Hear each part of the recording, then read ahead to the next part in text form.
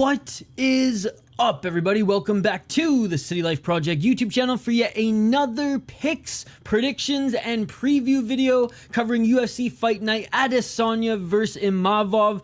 Not really a fight night for us here in North America, more like a fight morning, a 9 a.m. Eastern start. Honestly, I'm okay with that. Gives us the opportunity to either watch boxing or Cage for UFC later in the day. If you haven't already, smash that like button and subscribe. We will go through your guys' comments as soon as we go through a chunk of these picks and predictions, maybe like 3 or 4 fights, and we'll get to your guys' comments here. Just want to give a big shout out to one of our OG subscribers, a longtime members, Foul One. Good to see you, brother. Hope all is well. What's up, Ben? I see Sis, Patty the Fatty, Kenny, Hockey from Home. My heart is broken. I hate the Rangers, and I'm very sad. One of my favorite Canucks of all time. Short but sweet, baby. Short but sweet. All right, let's start, ladies and gentlemen, with the first fight on this card. The return of Hamdy Abdelwahab, the Hammer. Ladies and gentlemen, is back from his PED suspension. What's up, Scott? Good to see you.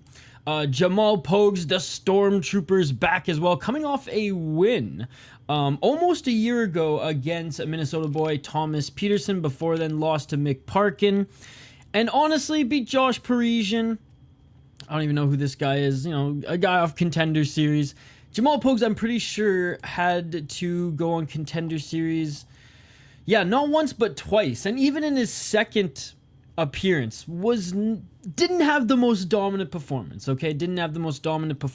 Hamdy, solid, excellent wrestling background, has that power in those shots, but was on the sauce when he had those, that power in those shots. So it's going to be interesting to see how much power he has in those big strikes off the juice now. Well, I mean, let's be honest, there's no USADA, so maybe he just had to restock his cabinet or change things up. Regardless, this one's pretty even. I understand why he's the favorite despite not fighting for so long.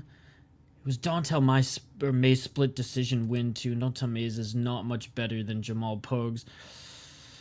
I'm going to go Jamal Pogues. Screw it. I'm going Jamal Pogues on this one. I think if he can keep this on the feet, he'll outbox Hamdy. I'm going to bank on Hamdy not having that PED power on this one. I'm swinging already with the first pick. Look, at plus 100, not the greatest value for an underdog pick.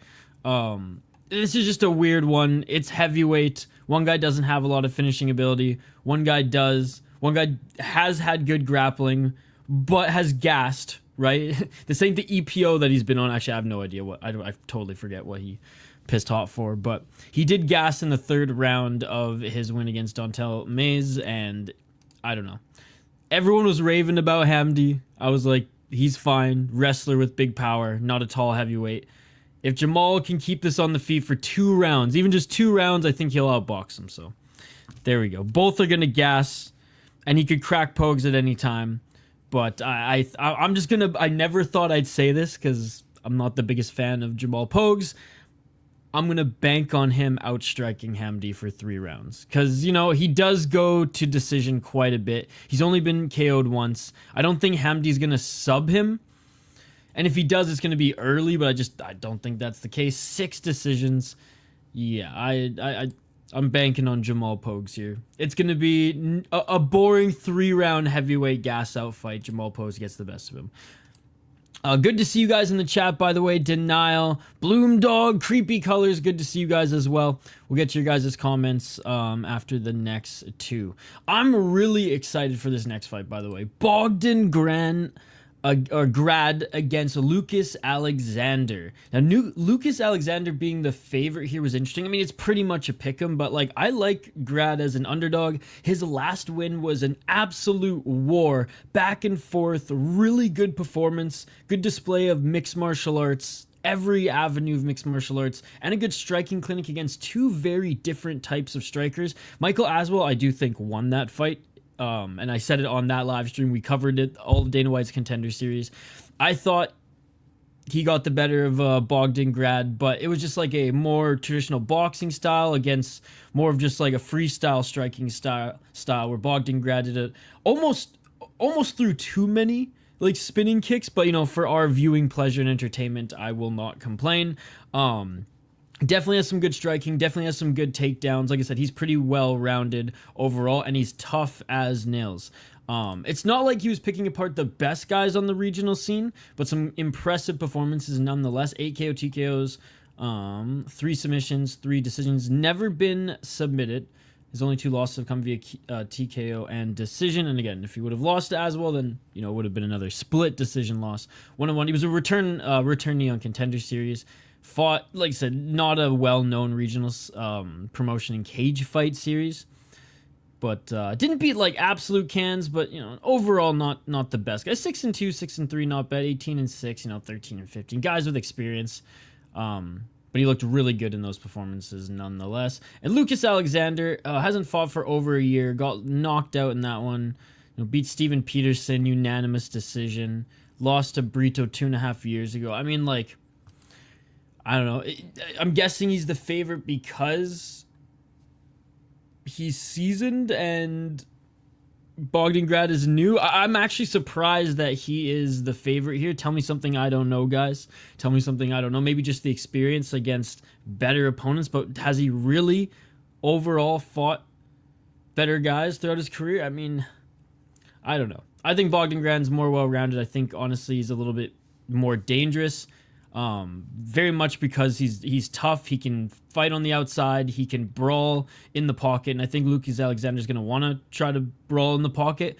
And Lucas Alexander, if he does crack Bogdan Grad, he can lean on his wrestling, as I do think he's the better grappler. So at plus 100, like, sure, good underdog. I think if he employs his grappling, especially, as I'm going through my notes here. Yeah, well-rounded and decent takedowns and takedown defense as well. I just think Bogdan Grad can control this fight if he wants to. Foul on for like 2 months ago. Jasmine Jasudavicius against Mayra Bueno Silva. I was surprised where the odds makers had this one. And obviously things are changing rapidly now that UFC's tomorrow. But Mayra Bueno Silva, the underdog in this one. I get on a 2-fight losing streak. She's moving down a weight class. She lost to Macy Chiasson, got KO TKO'd. Doctor stoppage due to that nasty cut. So it wasn't like she was getting her ass kicked, although she was losing the fight, and like I have no issue with that one. Raquel Pennington won in the control time battle pretty much.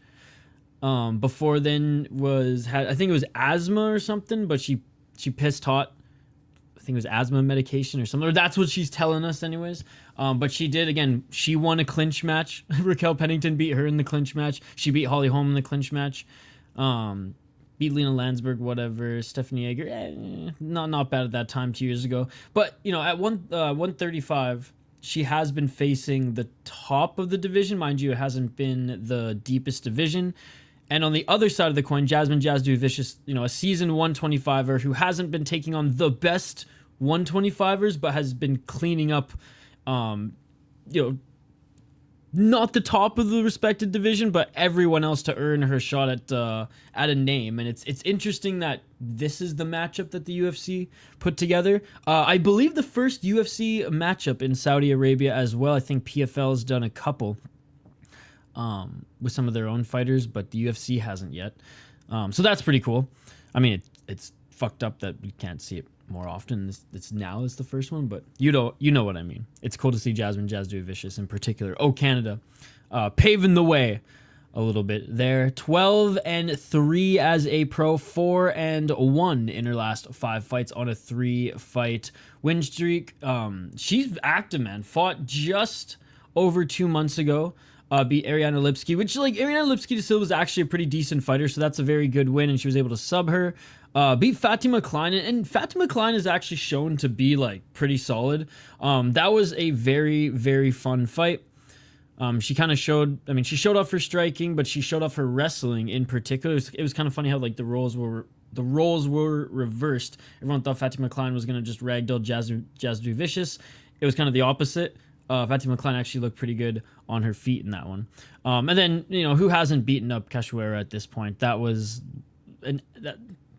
like, what, the third time in the UFC we've seen pretty much a Herb Dean minute of pain.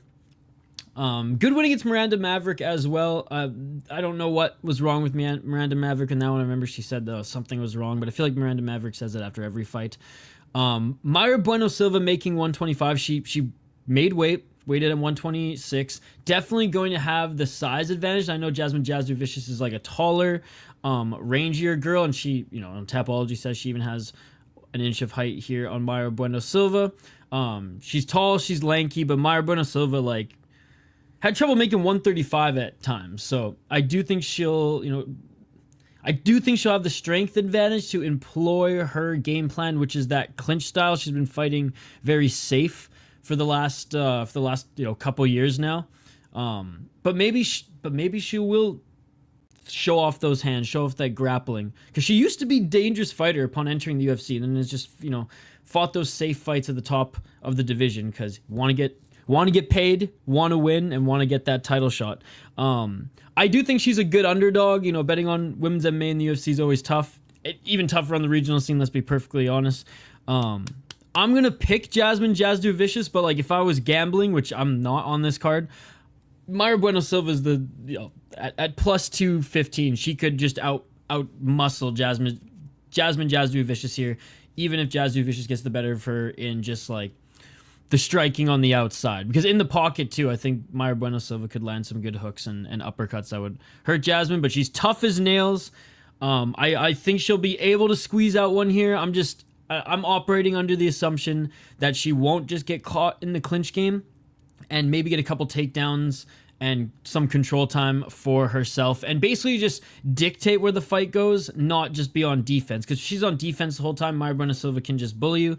But I'm going to bank on Jasmine Jasudavicius sliding out of those tough positions and being able to put on the pace. But again, at plus 215, I get it. New weight class, 2-fight losing streak. But again, she fought Macy Chiasson and Raquel Pennington, and, they are top of their respected division. All right. Before we get to the next one, let's check in on the comments. Hamdy looked like in a lot better shape than last time. Sup, dude? How were the fights last weekend? They were awesome, man. They were great. 170 in particular, and I thought the UFC delivered. Again, Blom Dog, good to see you. Good to see you. Whoever picked Bueno Silva's cooked. Damn Foul making his appearance. Salut. Mayra's cooked unless she magically gets a sub. Would there be no UFC card last weekend? We had some bangers. Yep. I think she's back to fighting down to 125 because she knows she won't be champ at 135. She did fight at 125 a while ago. Then got a little too comfortable at 135. Lucas weight miss plus his lack of grappling skills will cost him in this fight. Bogdan sub round 1 or 2. Yeah, about, I think, 2 months ago now? It was ADHD meds. Okay, my bad. Oh, Ritalin. Oh, okay. Yeah, she was tweaking for energy. Mayra got pieced up by Pennington. I'd leave the division too. Fight for your rights. Let's go, Jasudavicius. What's up, Mikey P? Good to see you. Oh, Canada. Well, Bryce Mitchell moved past Strickland and the dumbest fighter in the UFC rankings this week, pound for pound, #1. Even Dana White agrees. Bryce Mitchell with the most absurd statement from a pro athlete possibly of all time. Honestly, I think you're right, and it's insane. It's absolutely insane. It's like just when you thought Bryce Mitchell couldn't say anything more fucked up or out of this world, insane. Anyways, let's get to this next one. Keep the comments coming, guys. Smash that like button if you haven't already. Let me know your picks in the live chat as well. All right, we got Damir Hadžović returning from a long hiatus. 2.5 years, ladies and gentlemen. 2.5 years, and he lost his last fight, by the way. The 38-year-old is up against Terrance McKinney, who's coming off a loss as well. Terrance McKinney's 2-3 in his last 5 fights. Same with Damir Hadžović. However, Terrance McKinney had has had 5 fights in the last 2 years. Hadžović has had 0, okay? Now, I don't know if that's a good thing or a bad thing for Terrance McKinney, because out of those 3, he was finished that nasty flying knee knockout by Bonfim, then he got choked out by Sadikov. Did put 2 wins together against Mike Breeden and Morote, and then lost to Ribovic, nasty KO TKO. Now, Ribovic is very good. Sadikov, he's pretty good. Bonfim is good. So, like, not bad losses, but Chinny McKinney, man. Chinny McKinney, and all before 30 years of age. I mean, is it as simple as, like, just bite down on your mouthpiece a little bit more? Because he tends to lose it, like, every single KO in fights as well. Obviously, it's more than just that. I think he's the better wrestler than Damir. I think he's the better striker. Damir, again, when he was in his prime, 14-7 record, respectable. 7 KO TKOs, that's not bad. Like, he did have finishing ability, and some decent power. And I know power is like the last thing to go, but I can't imagine that his speed is even close to the same level it was even 2 years ago with that layoff. And again, was supposed to fight Bolaji Oki on the 10th, but ends up fighting on this card. Which, I mean, that's a tough matchup for him as well. I mean, the UFC not giving him any easy fights in his return. But yeah, I imagine this one is all for Terrance McKinney. Better striker, stronger wrestler. Could he get cracked? Maybe, but I think he just honestly lands the better shots, gets the takedown, and maybe even gets the sub. I wonder what like submission is. If you can get good odds on a submission for Terrance McKinney, maybe that's the play here as well. But anyways, going Terrance McKinney in this one. UFC needs him to get a win. That or like he's gone. If Hadžović knocks out Terrance McKinney, the UFC he gone. What's crazy about Terrance McKinney, by the way? Never has gone to decision. Win or loss. What's up, HM? Good to see you. 7 KO TKOs, 5 KO TKO losses. 8 submission wins, 2 submission losses. 0 decision wins, 0 decision losses. It's actually insane. Hey, what's up, Chris? Good to see you. But yeah, going McKinney on this one. Good wrestler, good striking. His opponent off 2 years, older. Sure, in his prime had KO power, but McKinney also does as well. We'll get back to the comments here in a few more minutes, guys. 6 rear naked choke wins. There you go. Where did their pictures go? There we go. We got Shamil Gaziev against Minnesota's own Thomas Petersen, ladies and gentlemen. Both of these guys 4-1 in their last 5 fights. Each of them coming off a win. Each of them losing their fight before that. Thomas Petersen losing to Jamal Pogues. Bad loss to have on your resume. But came back against, and I hate to say it, but like the pretty good Muhammad Usman, right? The pretty good Muhammad Usman. He's just easy to not be a fan of, we'll say that. But you can't deny that like he's strong as hell, hard to take down, hard to defend takedowns against. And Muhammad Usman may not have just that knockout power that he has when he was knocking out, lighter heavyweights. But he is, like, his fundamentals in striking actually look pretty good. His boxing, anyways. He's got a good jab. He's got, I think, like, surprisingly long reach for, like, a shorter heavyweight. But Thomas Petersen looked excellent against him. Outboxed him, kept the fight on the feet, and was able to not gas out in the 3rd round. Kept a good pace in that one. I was very impressed. He showed why there was interest from the UFC and fans in his rise in LFA. Shamil Gaziev, though, a tough opponent. I think the odds here are respectable. I think Gaziev, being a minus 350 instead of like a minus 550, is respectful to Thomas Petersen's last performance. But Shamil Gaziev, a decent striker in his own right, good at getting his opponent down to the ground and just smash, ladies and gentlemen. He has quite a few KO TKOs. Yeah, 8 KO TKOs. 3 submissions, 2 decisions. He's had 1 loss, and that was via KO TKO to Jairzinho Rosenstrike, Biggie Boy, which, what a performance by Biggie Boy in that one.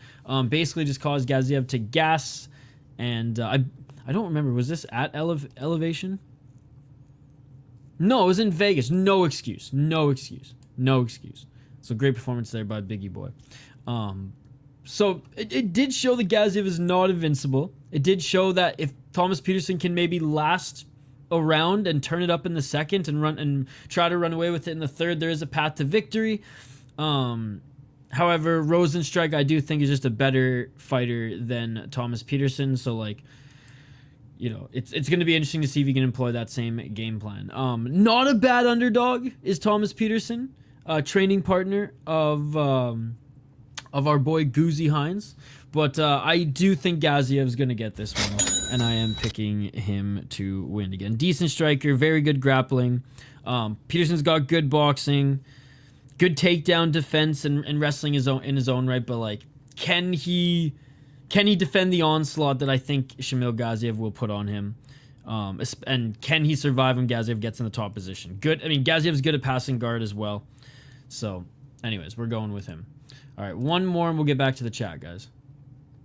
Mohamed Naimov against Kaan Ofli. Man, Kaan Ofli's had a tough two last fights. Now, his last fight was the Ultimate Fighter finale, so it's not like the UFC just gave him a crazy tough matchup. It just happened to be freaking Marion Santos, who's going to be an absolute stud in the UFC.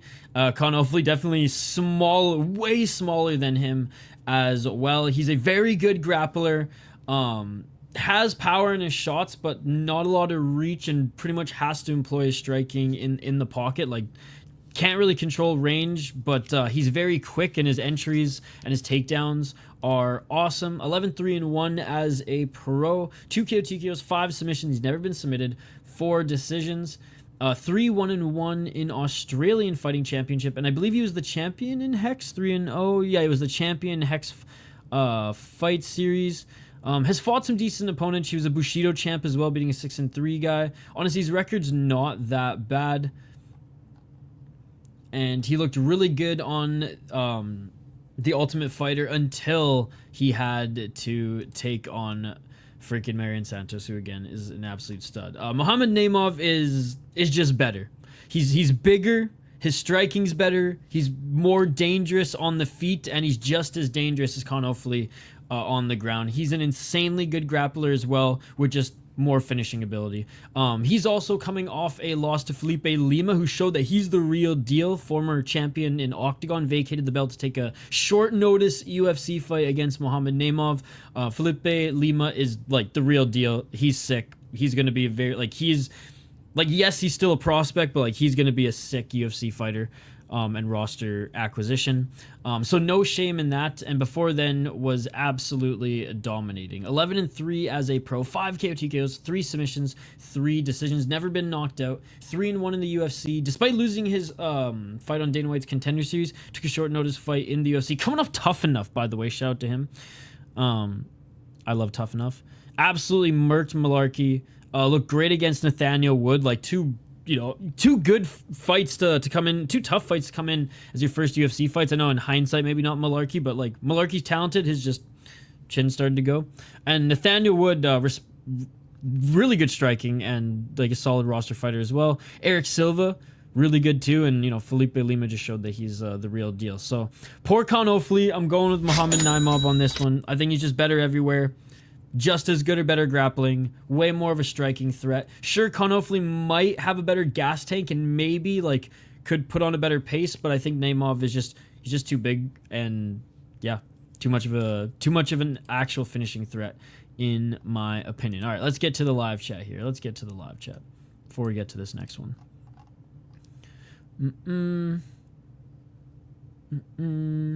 Yeah. Him and Ryan Garcia rants bar for bar are close. They'll talk about Bryce Mitchell and Garcia. McKinney is a glass cannon. Big ups to all you beautiful folks. It's great to see you, HM. Thank you so much for all the support you show this channel. Let's go. Specifically, if you can get a good McKinney rear naked choke line, I'd sprinkle. Battle of the Blobs. Minnesota well represented tomorrow with Tommy in the UFC and Dave Morrell in boxing. Gaziev 5 legs are 5 inches longer than Petersen. Sheesh. Maybe it wasn't last week, but how was LFA? It was last week, and it was awesome, man. It was awesome. Great atmosphere. It was absolutely packed. The fights were great. Yeah, and our boy Goozy and Asplin won. So let's go. Petersen giving up 4.5 inches in reach. Tommy's new boxing coach got his hands right, and he's wrestling base. The dog about to bark. Petersen struggling to close the gap with bigger fighters like Pogues. Naimov looked pretty big compared to him at face-offs. Yes, my guy. Yo, what's up? A whole new man. Good to see you. Good to see you. I tried thinking of a Bryce Mitchell name pun, but nothing so far. Yo, what's up, Alpha Zeta? How you doing, buddy? How you doing? By the way, guys, we will be live in, in like an hour for Luke's. The prelims are on right now, and I'm pretty sure the main card starts in an hour. It might start an hour after that. I'll double check on Fight Pass after this. Got your... Oh, no way! Did you actually? Dude. So it's the same as my Twitter, just with an underscore. Dude, thank you. Oh my god, I can't wait to see that. Thank you so much. Great news. Posted a new video on my channel. I'll check that out tonight as well. Yo, what's up, Activate A? What's going on? Dude, shout out to a whole new man. Yeah, so VI Sports Talk underscore. I'll check it out right after this stream. Good to see you, Activate A. All right. We caught up on your comments. Let's get to this next one. Ziam against Mike Davis. Now, Mike Davis is such a fun fighter to watch. However, he fights once a year, straight up. Now, I don't know if all of that's due to injury. I'm sure injury is a big part of it. Maybe he takes recovery very, very seriously. And maybe he's just a little bit more picky about his fights. I'm not sure. Maybe his opponents are, and it's just tough for him to get multiple fights a year in the UFC. Maybe it's a combination of it all. But whenever he does show up, he puts on very good performances. A dominant win against Natan Levy. Looked good against Borishev. Great win against Mason Jones. I mean, who the fuck is that guy? But absolutely starched him. But again, 5 years, 4 years, 2 years, 10 months. But whenever Mike Davis does make an appearance, he's very, very good. 32 years of age. This one's interesting. Ziam is a good underdog here, okay? He's a good underdog because he's been really putting together a solid win streak. 4 fights in a row in the UFC, 16-4 as a pro. Trains out of Killcliff, solid gym. 5 KO TKOs, has never been knocked out. 5 submissions, 6 decisions, 6-2 in the UFC. Actually had a fight in ACB. Great knockout to Matt Frivola in his last fight. I didn't like his performance in this one. Puellas taking him down over and over again was a little concerning, given that Puellas is more of a... I'm just going to grab the ankle, Imanari style versus just a pure wrestler. Good win against Jai Herbert. And honestly, look, Figlak, solid fighter. Good performance there, especially when he was undefeated. Beat Malarkey as well. Not like the most impressive win streak as far as the names and again the Puellas performance and I guess like Figlak in hindsight, but you can't overlook it. You can't overlook that he's actually like looked better and better. He's got power, but I think Mike Davis is still just better than Ziam. It's just like we've seen him still be able to perform with layoffs. It's just hopefully he's not like amassed so much injury, whereas like this performance is going to be a lot worse than the last one, and Ziam is just like surging right now. Fought 4 months ago, didn't take a lot of damage in that one. 27 years of age, so he is quite a bit younger as well, but I'm going with the favorite. Again, I like Ziam as an underdog, but I'm picking the favorite here. Good takedown, solid wrestling, very good striking, more dangerous striking in my opinion. More dangerous on the feet. I think he's the better wrestler. And I think just like Ziam doesn't have the greatest takedown defense. And I think Mike Davis just is... He's way stronger. Maybe not way stronger, but he's stronger. I just think if Puellas can take down Ziam, Mike Davis can take him down, okay? It's just as simple as that, ladies and gentlemen. It's as simple as that. But again, solid little run here for Ziam. Does get taken down easy, but he is good on the feet. He does have some power. I think he's a very good underdog. But yeah, that Puellas fight being close, I don't like that. Going with Mike Davis on this one. And we'll get back to the chat here in a bit. Yo, what's up, PPV Plug? Good to see you. All right, Said Nurmagomedov against Vinicius Oliveira. Oh, I can't wait for this one. Because Said Nurmagomedov actually like can strike. He's got some solid kicks. But then he's also got that Dagestani smash wrestling style and smothering style as well. But what I love about Vinicius Oliveira, he's not one of these Brazilians who just ripped up Chuto Brazil and other Brazilian, promotions, okay?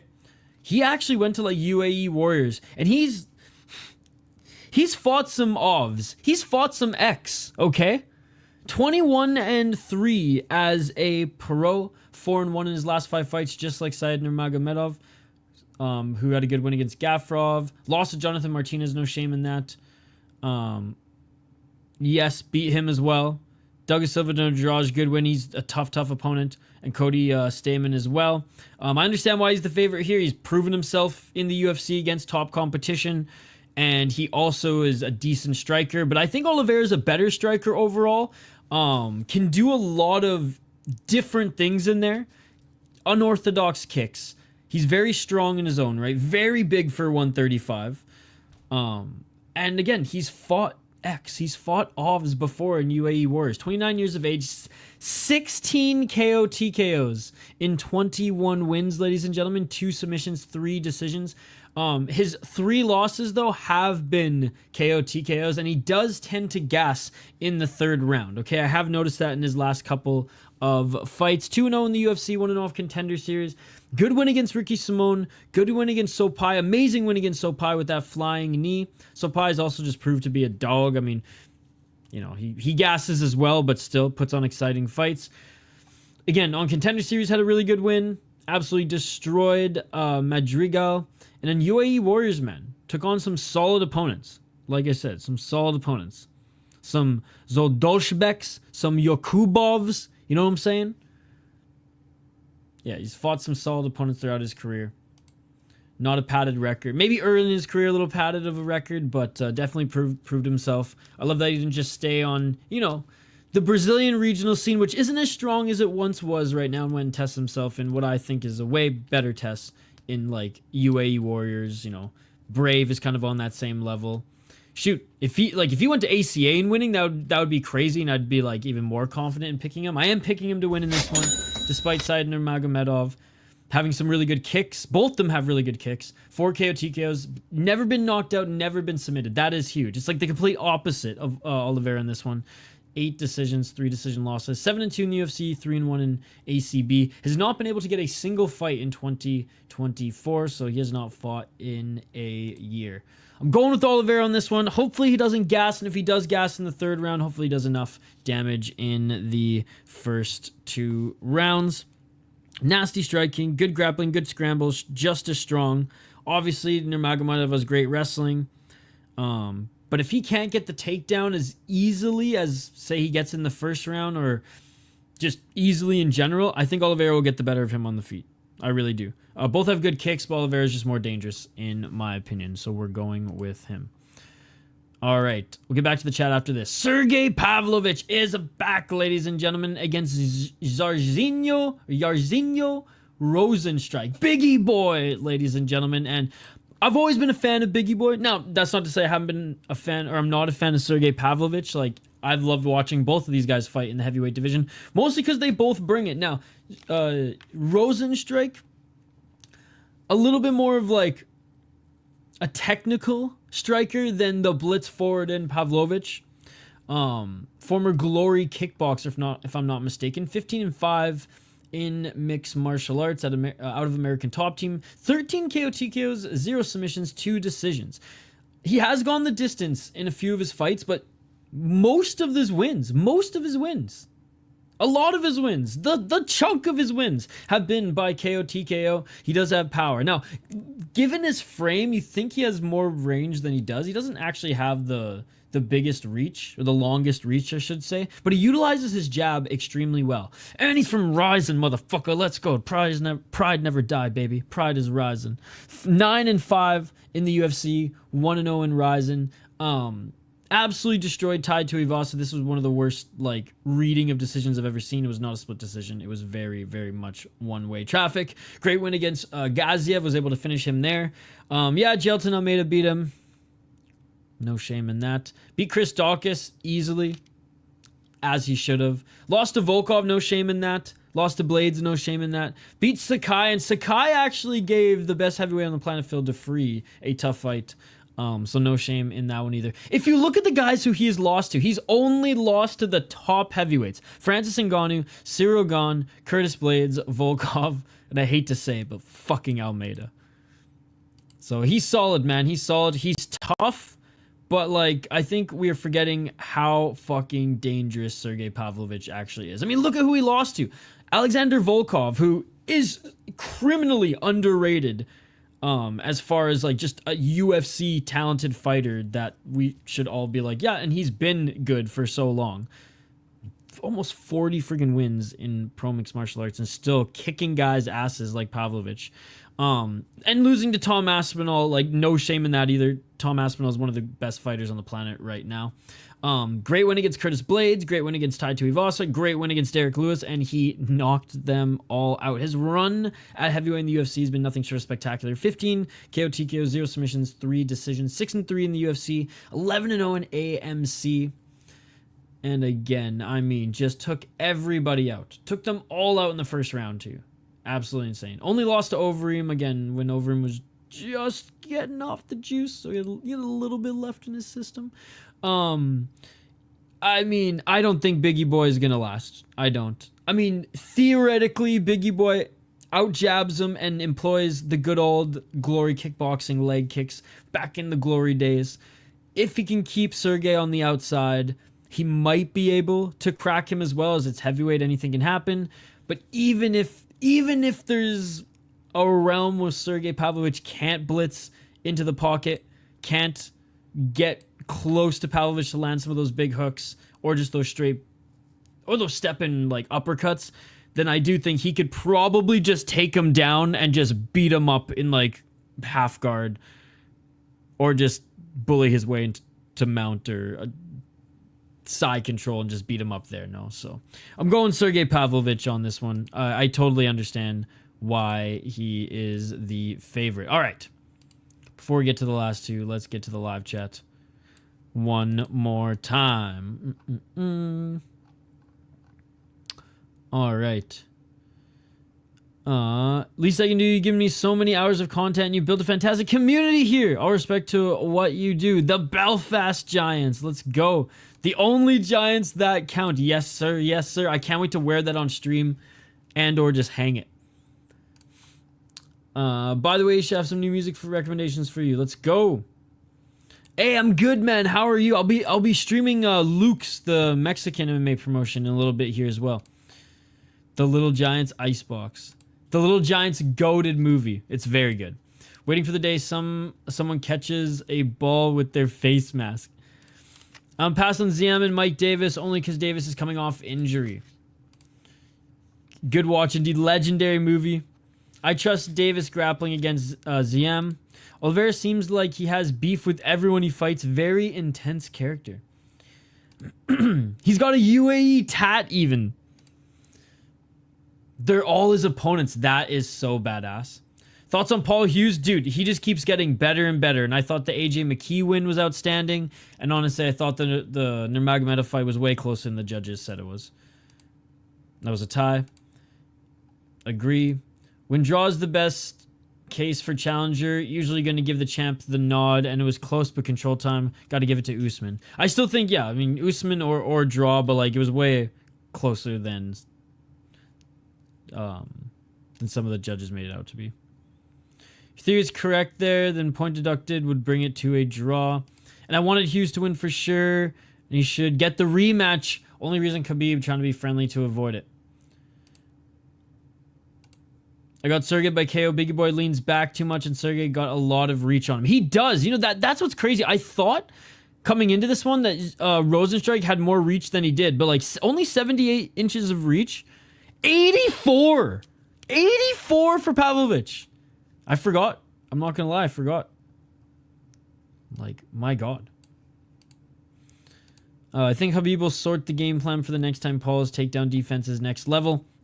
I think he's trying to befriend him just to avoid the rematch, honestly. But yeah, Usman's got to work on tank and on striking to put a stamp on the next win. And Hug just got to avoid the floor at all costs. And Hughes got to avoid the floor at all costs. I think people are finally realizing only Islam and Khabib have special attributes. Hughes 1,000,000% can finish him on the ground, zero doubt in my mind. Usman is a brute too. Islam was also Habib's dad's favorite. Nikash just got his first goal as an Avalanche player. Let's go, Marty Nikash. The Wallow song I performed featured another indie artist named Claro. Recommend her if you like a blend of Fleetwood Mac and Joni Mitchell with modern pop. I do. That sounds good. That shit beautiful than a motherfucker. You're missing Front Street Fights. Dude, shout out to Front Street Fights out of freaking Idaho. Sergei, how's it going, Dirty Hippo? Sergei looked decently bigger at face-offs too. People forget, man, people forget. And I also started listening to this band called King Gizzard and the Lizard Wizard. King Glizzard and the Lizard Wizard. That is a great name. That reminds me of Majig Fig Wig, our friend from the live chat. Psychedelic rock group. Took some time for me to get into them, but you'd like them. Okay, I'll thank you for the suggestions as always, Alpha Zeta Music. I owe you some soon as well. If Conor keeps going the direction over under, how many more years does he live? That's the thing, bro. I don't think he's ever fighting again. But like at this point, it's like sheesh. Anyways, let's get to the co-main event of the evening. Shara Bullet Magomedov against Michael Venom Page. Magomedov is undefeated, ladies and gentlemen. And I'll say this. I wasn't sold on him entering the UFC. Mostly just because, like, okay, the talent was there. The power was there, okay? However, he did well in tournaments, okay? And sometimes had to fight twice in one night. But, like, modified MMA rules. Really good kickboxer. Like I said, all the talent in the world when it comes to striking. His speed just got better and better. His finishing ability just got better and better. But when he came into MMA, it's not like he fought the best opponents, okay? 12 KO, TKO, 3 decisions, 4-0 in the UFC, 3-0 in AMC, 3-0 in Chinwoo Men MMA Professional League. I'm going to tell you right now, Chinwoo Men, not the best league, not the best league. And I know some of these guys like 8-5, 4-1, 9-2, but I don't know. They just didn't look like they had anything for him as well. And he got a lot of favorable matchups. Now, there were 2 performances, I forget against which 2 guys. But they were in RCC. So maybe it was just only fights in RCC. He was challenged.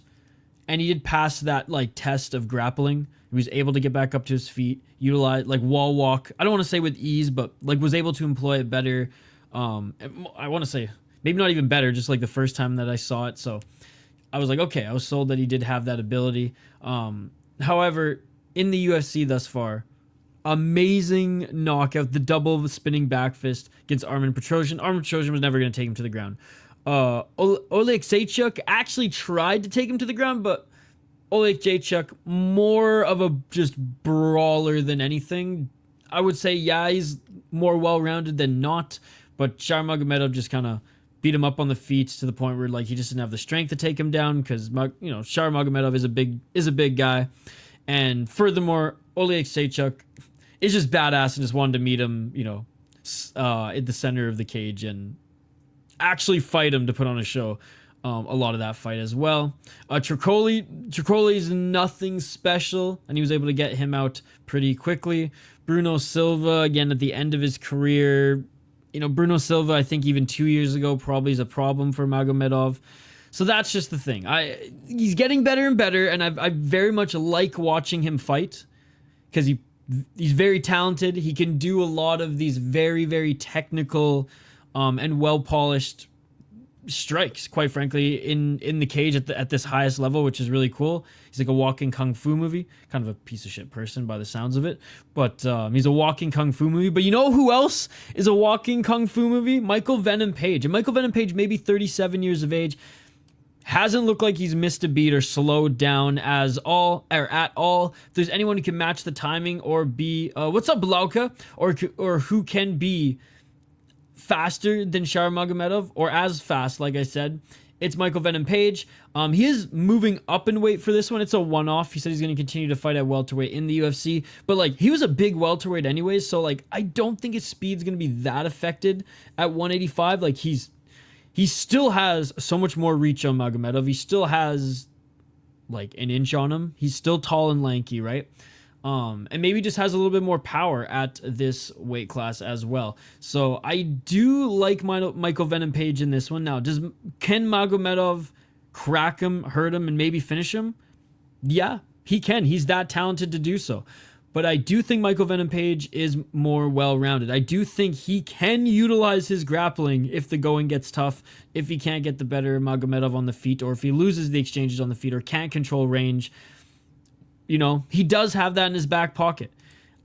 We all hated it, but he did it against Paul Daly. He did it against Paul Daly, ladies and gentlemen. Paul Daly was pissed, but he was able to beat him. He made it a boring fight, but he was able to beat him decision because of stinking it up like that. Now, Michael Venom Page has fought everyone in Bellator, and he's fought some very good names and former UFC guys as well. Paul Daly being one of them. Cool to see him finally in the UFC. Didn't look bad in the Ian Machado-Gary fight. On the feet, actually looked like he was getting the better of him. Ian Gary's just the better grappler and was able to just employ a very good game plan. And then his only other loss was to Logan Storley, who he was able to shake off of him at times. So, like, split decision against Logan Storley. If Shara Bullet Magomedov wants to play the grappling game against Michael Venom Page, he's fought better grapplers. He's fought more well-rounded grapplers, in my opinion, and I do think you'll be able to shake him off and control him in that part of the game. But this should be a fun one. One of them might try to stink it up if Page really wants to win and can't meet him on the feet, match him on the feet, get the better of him on the feet. I do think he'll probably lean on the grappling. That will be his path to victory if so. I like him as an underdog, plus 160. I think that's fair. It's always a veteran who steals that O, ladies and gentlemen. It's always a veteran who steals that O, and it's going to be MVP here today. Let's freaking go. Let's freaking go. All right. Main event, then we'll get back to you guys' comments, and then we'll get over to Luke's. Israel Adesanya against Nassourdine Imavov. Israel Adesanya, 2-3 in his last 5 fights. Crazy, I know. 24-4 as a pro, 35 years of age. Up against the rising Nassourdine Imavov, who's 15-4 as a pro, 3-1-1 in his last 5 fights. Plus 140, I think the odds are perfectly fair in this one. 28 years of age. He really is on the rise. Both him and his brother doing really good things in Eris, if I'm not mistaken. Look, he's well-rounded, very good striker, very good grappler, has good takedowns, strong up against the cage, can match most strikers, like looked really good against Sean Strickland, was able to take down Chris Curtis. Man, was able to take out Jared Cannonier. Now, I know Jared Cannonier's long in the tooth now and easier to finish, but still tough as nails. Good win against Joaquin Buckley.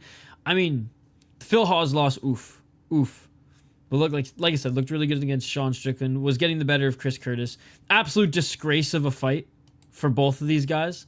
And looked, his best win was against Brendan Allen recently. He absolutely dominated Brendan Allen, and that was huge. Because I actually thought Brendan Allen would have put up a lot better of a fight in that matchup, especially with the kind of the steam and helium that Brendan Allen was amassing as well. The thing about Imavov is he gasses, ladies and gentlemen. He slows down. He has a 1.5, maybe 2 rounds, and then it's like that. Dolidze fight was one of the most embarrassing performances I've seen from both the guys. Like, it was just, man. And there was a bunch of fouls too. It was just like, it was just bad. And it was like Imavov was winning the fight, okay? And don't get me wrong, tough guys, Dolidze. They pushed through it, 5 rounds. Credit to them for pushing through it, right? Nobody quit on the stool, but my goodness, man. And it's just become a trend, so I have to highlight it here. Not as much so in the Brendan Allen fight, which was okay. Like I said, that was my favorite performance from Imavov in his last little run here. But even in the Jared Cannonier fight, there are moments where he starts to huff and puff. I mean, this whole fight pretty much after the first round. Chris Curtis fight didn't go long enough. Sean Strickland fight, yeah, gassed later. I think he's a very good grappler, and he can probably give Israel Adesanya a tough time up against the cage. He'll probably take him to the ground, but Israel Adesanya, good ability to get back up to his feet.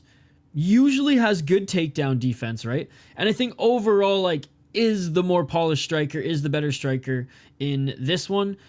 I think Imavov could win the first 2 rounds, and then Izzy could just run away with it. Especially if Imavov spams takedowns and gets maybe a couple or even a few, but Adesanya gets back up to his feet, forcing Imavov to continue to spam them. Imavov's going to gas himself out earlier than if he just strikes with Israel Adesanya, and if he does strike with Israel Adesanya, he's going to have to be the one pressuring. He is going to have to be the one moving forward, setting the pace, which again, do you have cardio, Imavov? I guess we shall see. Israel Adesanya used to fighting 5 rounds. His cardio's never been an issue.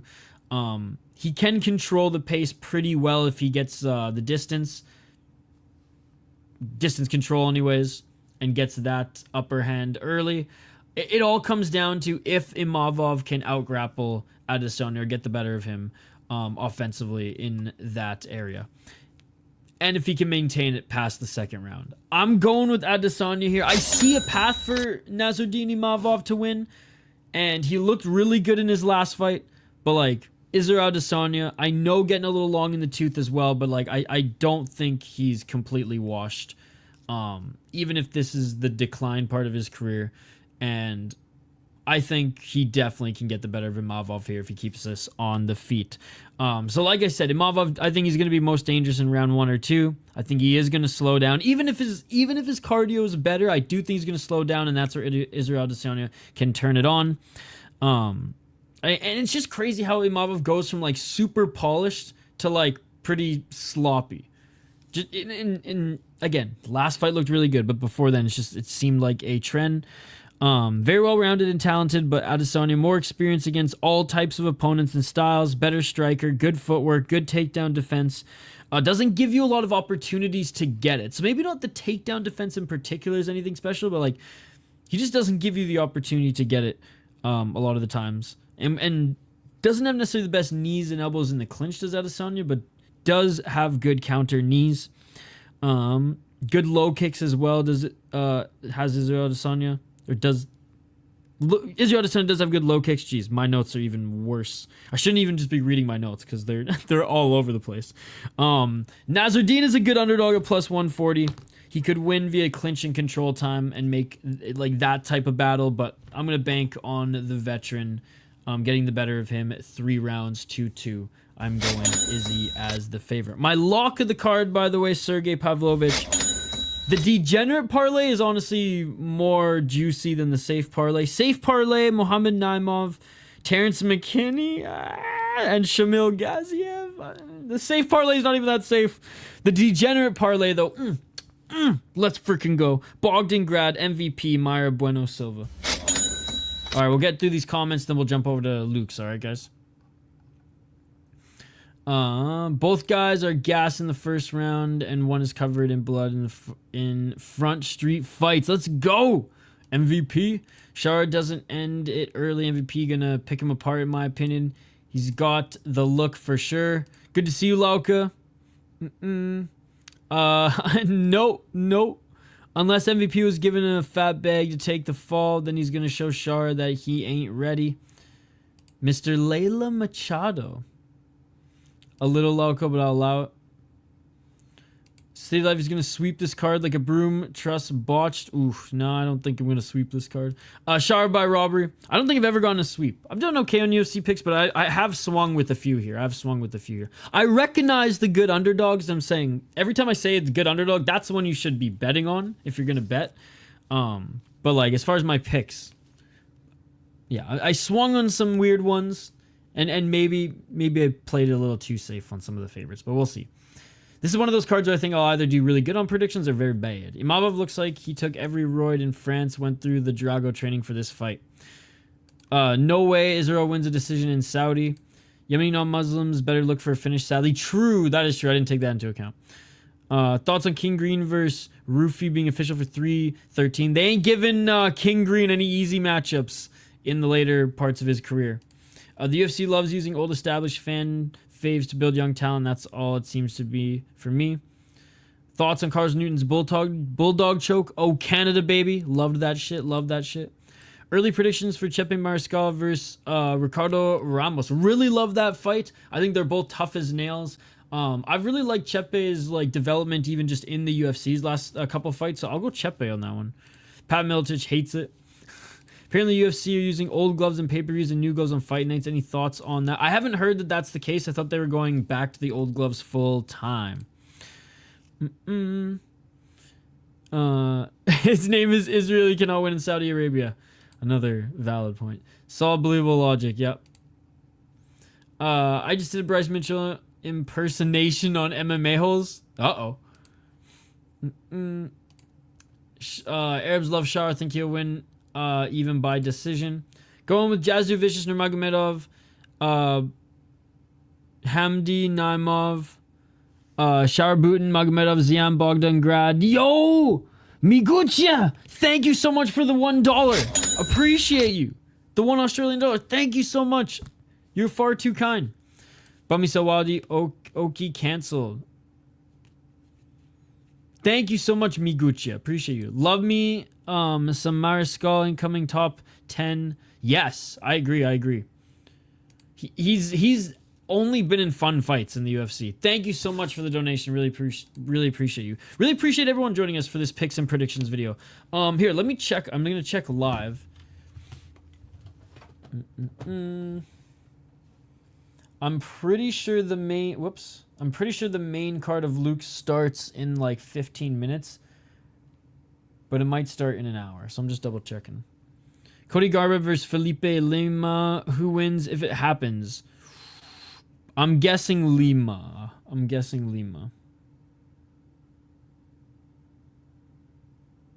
Okay, Luke's is going to start. It looks like in like 15 minutes. So we're going to jump over to the Luke's main card here, guys. Let me get you the link to that.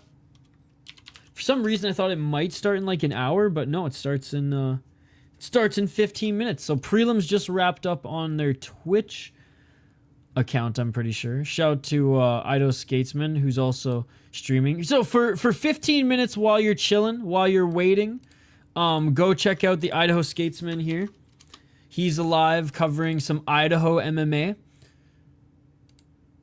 And then when you're done in 15 minutes, join me for some Luke's 49. Guys, Luke's is the best Mexican MMA promotion out there. I know there's an argument for a few others, and okay, like there is an argument to be had there, but I'm telling you, every single time, like I guarantee, I'm gonna throw on the main card. and the canvas is gonna be painted red with blood from crazy war on the prelims. That's just what happens every single time on Luke's, and they are so tough. So sometimes there's not a lot of knockouts, just because like these fighters are so incredibly tough and they have like iron chins, but on the good end of that, on the better end of that, we get absolute wars, card after card after card. So join me in 15 minutes for that, ladies and gentlemen. Thank you so much for joining us here. I will add timestamps to this if you just joined us. Maybe I'll just do that right now as we get ready for this stream. But appreciate you guys. Smash that like button and subscribe. And I'll see you for Luke's, and I'll see you bright and early for UFC Fight Night. The Riyadh season, the season that never ends. Always remember, folks. We'll see you for Luke's. Peace.